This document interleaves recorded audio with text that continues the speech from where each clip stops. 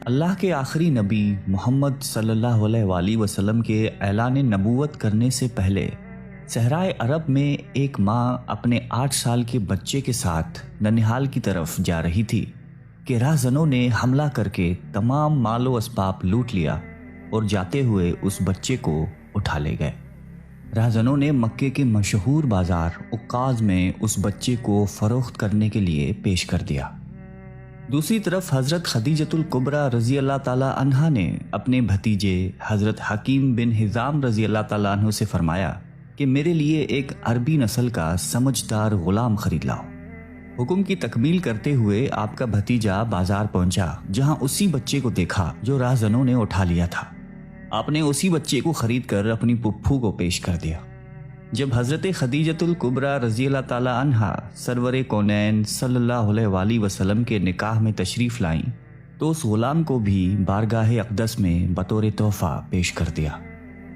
رحمت العالمین کی غلامی میں آنے والے، شفقتوں اور محبتوں کے سائے میں پروان چڑھنے والے اس غلام کو دنیا حضرت سیدنا زید بن حارث رضی اللہ تعالیٰ عنہ کے نام سے پہچانتی ہے۔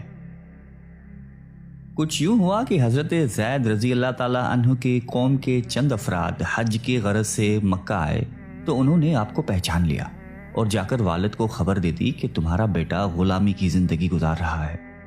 باپ نے فوراً اپنے بھائی کو ساتھ لیا اور بیٹے کو غلامی سے چھڑانے کی خاطر فدیے کی رقم لے کر مکہ مکرمہ پہنچ گئے۔ پیارے آقا صلی اللہ علیہ وآلہ وسلم نے ارشاد فرمایا کہ زید سے پوچھ لو، اگر وہ تمہارے ساتھ جانا چاہے تو فدیے کے بغیر اسے لے جاؤ، اور اگر نہ جانا چاہے تو اسے چھوڑ دو۔ حضرت زید رضی اللہ تعالیٰ عنہ سے پوچھا گیا تو انہوں نے جواب دیا کہ میں آپ صلی اللہ علیہ وآلہ وسلم کے مقابلے میں بھلا کسی اور کو کیسے پسند کر سکتا ہوں؟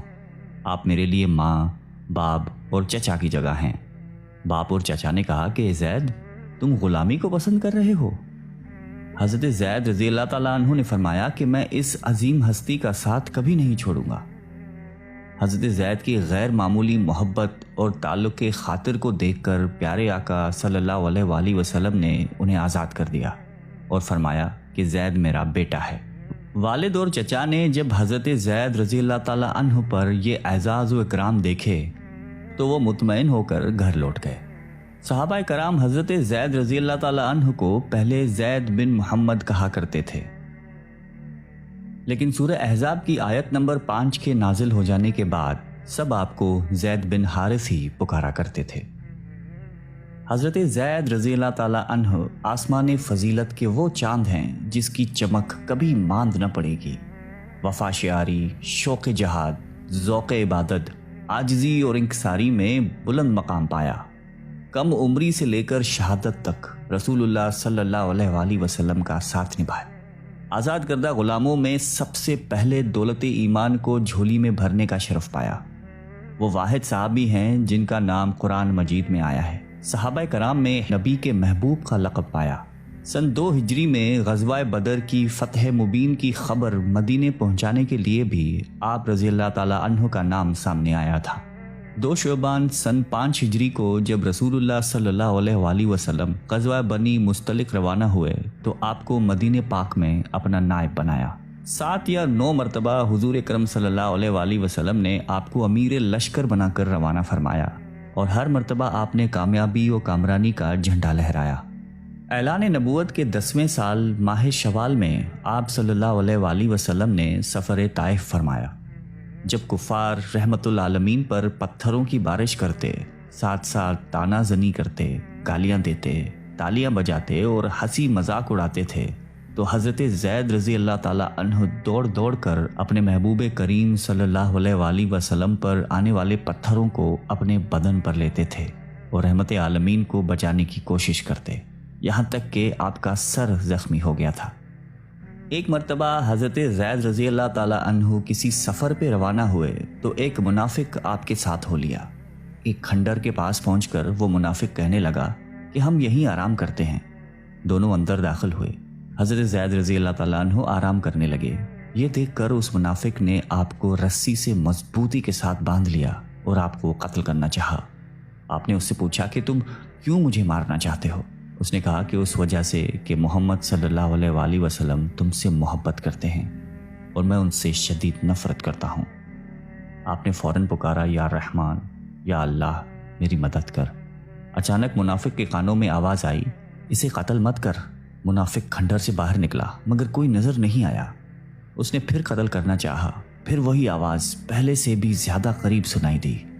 منافق نے ادھر ادھر دیکھا مگر کوئی نظر نہیں آیا۔ اس نے تیسری مرتبہ قتل کرنے کا ارادہ کیا تو وہی آواز اور بھی زیادہ قریب سے آئی۔ منافق باہر نکلا تو اچانک ایک شہ سوار نظر آیا جس کے ہاتھوں میں نیزہ تھا۔ اس نے منافق کے سینے میں اس نیزے کو پیوست کر دیا اور وہ منافق تڑپ تڑپ کر ٹھنڈا ہو گیا۔ شہ سوار اندر داخل ہوا اور آپ رضی اللہ تعالیٰ عنہ کی رسیاں کھولتے ہوئے کہنے لگا کہ تم مجھے جانتے ہو؟ میں جبرائیل ہوں۔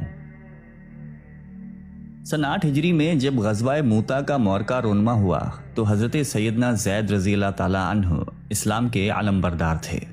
شیطان پاس آیا اور آپ کے دل میں زندہ رہنے کی محبت ڈالی، موت سے نفرت دلائی اور آپ کو دنیا کی لالچ دلائی، مگر آپ نے فرمایا کہ مومنین کے دلوں میں ایمان پختہ ہونے کا وقت تو اب ہے اور شیطان مجھے دنیا کی لالچ دے رہا ہے۔ اس معرکے میں مسلمانوں کی تعداد 3000 تھی جبکہ رومی سپاہی 1,00,000 تھے۔ آپ رضی اللہ تعالیٰ عنہ نے لڑائی شروع ہونے سے پہلے کفار کو اسلام کی دعوت دی تو انہوں نے اس کا جواب تیروں کی مار اور تلواروں کے وار سے دیا۔ یہ منظر دیکھ کر آپ گھوڑے سے اتر کر پا پیادہ میدان جنگ میں کود پڑے۔ ان کی دیکھا دیکھی مسلمانوں نے بھی نہایتی جوش و خروش کے ساتھ لڑنا شروع کر دیا۔ کافروں نے آپ رضی اللہ تعالیٰ عنہ پر نیزوں کے اور برچھوں کی برسات کر دی اور یوں آپ رضی اللہ تعالیٰ عنہ جوان مردی سے لڑتے ہوئے شہید ہو گئے۔